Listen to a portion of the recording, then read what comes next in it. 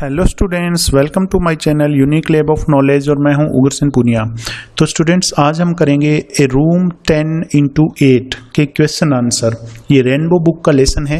इसके question answer जितने भी इसके 10-12 क्वेश्चन इंपॉर्टेंट उन्हीं में से पूछा जाता है आपसे। वही क्वेश्चन जो इंपॉर्टेंट है इस लेसन के उन्हीं में से आपसे पूछा जाता है और वो क्वेश्चन मैं आपको करवा रहा हूँ आज। तो चलिए हम स्टार्ट करते हैं। सबसे पहला क्वेश्चन लेते हैं। क्वेश्चन नंबर 1 है who were engaged in the discussion. Engage का मतलब होता है व्यस्त होना, लगे हुए होना। In the discussion of the draft plan. Draft plan कहते हैं मैप को, जो नक्शा बनाते हैं ना मकान को बनाने से पहले, उसको ड्राफ्ट प्लान कहते हैं।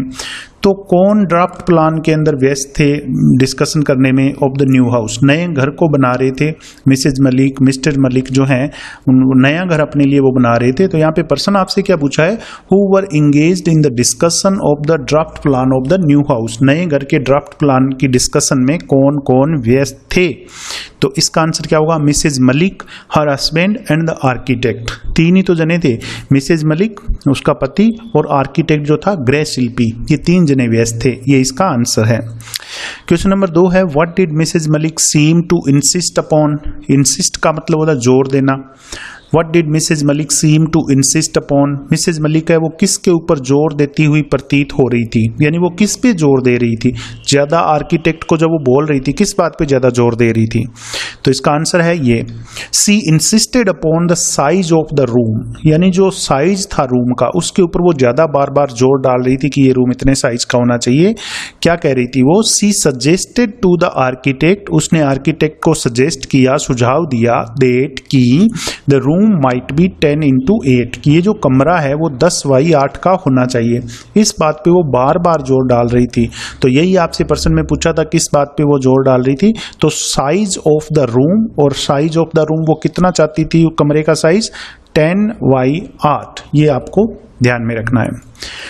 क्वेश्चन नंबर 3 देखिए, what were mister Malik is views. Mister Malik के यानी मिसेज मलिक के हस्बैंड जो थे, मिस्टर मलिक के व्यूज क्या थे, मिस्टर मलिक के दृष्टिकोण क्या था रिगार्डिंग ए स्टोर रूम। स्टोर रूम को लेकर, रिगार्डिंग का अर्थ होता है संबंधित, यानी स्टोर रूम को लेकर, स्टोर रूम से संबंधित उनके दृष्टिकोण, उनका नजरिया क्या था।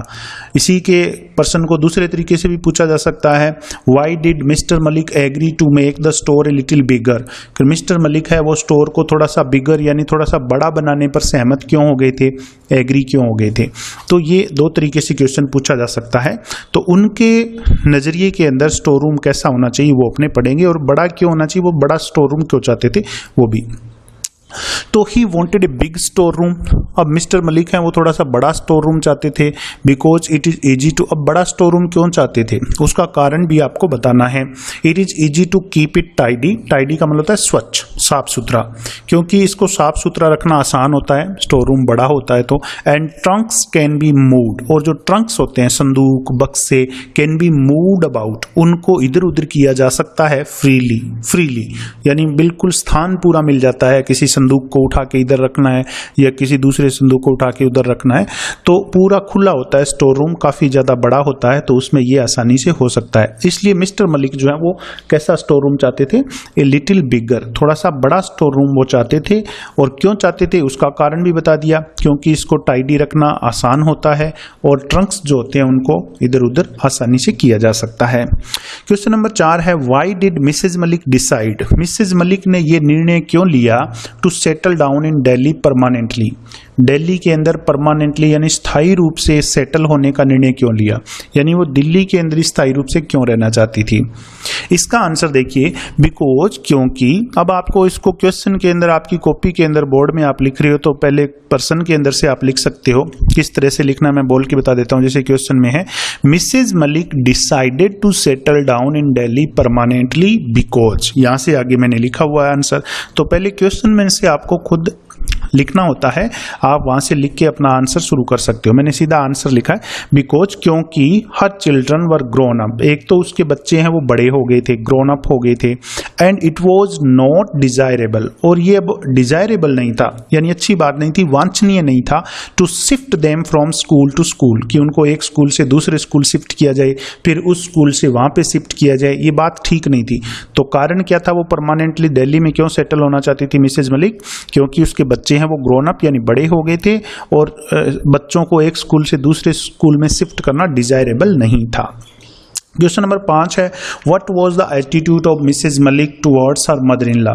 मिसेज मलिक का अपनी मदर इन लॉ के प्रति क्या एटीट्यूड था, क्या नजरिया था, क्या दृष्टिकोण था, क्या सोच थी। मिसेज मलिक अपनी सास के बारे में क्या सोचती थी। तो इसका आंसर है Mrs Malik lacked proper understanding and mutual love. Lack का मतलब होता है कमी होना। मिसेज मलिक के अंदर कमी थी। किस चीज की कमी थी, यहाँ पे सेकंड फॉर्म लिखी है मैंने lacked.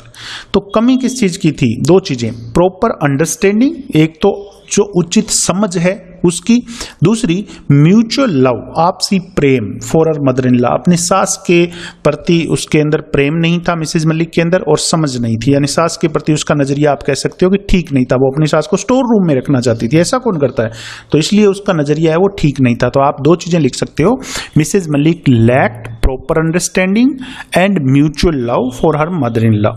She wanted her to live, वो चाहती थी कि उसकी सास रहे in a very small room, एक बहुत ही छोटे से कमरे में वो अपनी सास को रखना चाहती थी, यानी नजरिया कुछ ठीक नहीं था इसका अपनी सास के प्रति। क्वेश्चन नंबर 6 है, what were Mrs Malik is plans. Mrs Malik के प्लान्स क्या थे regarding the furniture for the new house. नए घर के अंदर जो फर्नीचर है उससे संबंधित, रिगार्डिंग पहले आ चुका है, शब्द इसका अर्थ होता है संबंधित। तो नए घर के अंदर फर्नीचर को लेकर के मिसेज मलिक की क्या योजनाएं थी, क्या प्लान था।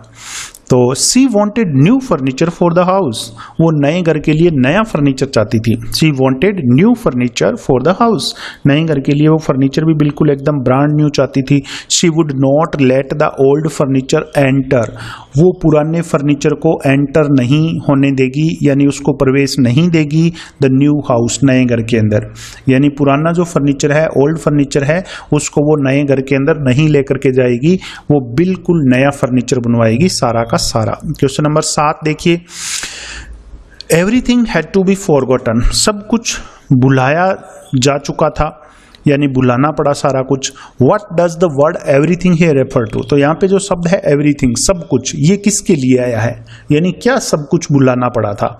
तो इसके आंसर नीचे आपको लिखा हुआ है, the word everything refers to Mrs Malik's plans for doing up the new house. Mrs Malik के जो प्लान्स थे, योजनाएं थी, for doing up, doing up का मतलब होता है सजाना, यानी उसको सजाना संवारना, किसी घर को, मकान की बात हो रही है तो यहाँ पे, तो डूइंग अप का मतलब वो होता है उसको सजाना, डेकोरेट करना। तो Mrs Malik is plan for doing up the new house, Mrs Malik के प्लान्स जो थे ना नए घर को सजाने के, उनके लिए यहाँ पे आया एवरीथिंग। और this word also refers to her friends and neighbours, ये शब्द उसके दोस्तों के लिए, पड़ोसियों के लिए, उनके लिए भी आया है, यानी उनको भी भुलाना पड़ा, क्योंकि जब मकान बना रहे थे ये नया, तो वहाँ पे मिसेज मलिक जाती थी, सुबह से लेकर शाम तक वहाँ पे खड़ी रहती थी और योजनाएं बनाती थी कि मैं इस नए घर को कैसे सजाऊंगी, किस तरीके से इसको संवारूंगी। और उसने बहुत सारे फ्रेंड्स भी वहाँ पे बना लिए थे, बहुत सारे पड़ोसी भी उसके वहाँ पे थे, तो उन सबको बुलाना पड़ा था, इसलिए एवरीथिंग शब्द इन सब के लिए आया है। क्वेश्चन नंबर 8 है, who suggested the room size 10x8 and to whom। जो रूम का साइज था 10x8, वो किसने सुझाव दिया था कि 10x8 का रूम होना चाहिए, और किसको दिया था।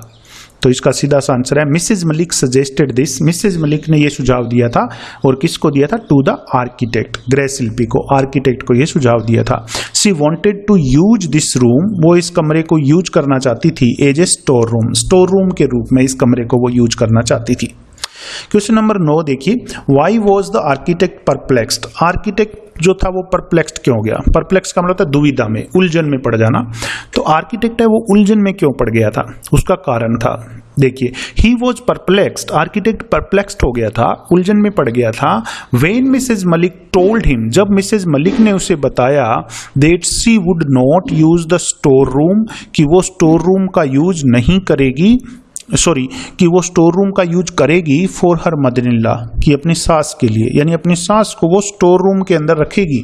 जब ये बात मिसेज मलिक ने उसको बताई आर्किटेक्ट को, तो वो परप्लेक्स्ड हो गया, क्योंकि उसको यकीन नहीं हुआ कि अपनी सास के लिए कोई ऐसा भी सोच सकता है।